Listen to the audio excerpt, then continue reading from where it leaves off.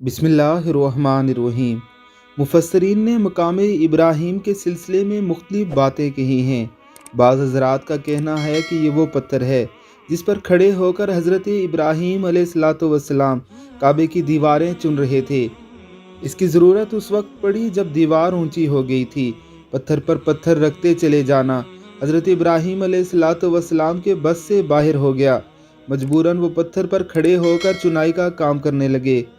مقام ابراہیم کو حجر ابراہیم علیہ السلام سے تعبیر کرنے والوں میں ابن عباس، جابر بن عبداللہ اور قتادہ رضی اللہ تعالی عنہم اجمعین شامل ہیں۔ وہ پتھر جس پر کھڑے ہو کر حضرت ابراہیم علیہ السلام نے خانہ کعبہ کی دیواریں اٹھائی تھی، اس پر حضرت ابراہیم علیہ السلام کے قدموں کے نشانات پڑے ہوئے ہیں۔ یہ پتھر اب تک موجود ہے۔ ویڈیو میں نظر آنے والے اس قبے کے اندر رکھا گیا ہے۔ اللہ رب العزت کی ذات ہم سب کو یہاں جانے کی توفیق عطا فرمائے اور ہمیں اس کی زیارت کرنے کی توفیق دے۔ آمین ثم آمین۔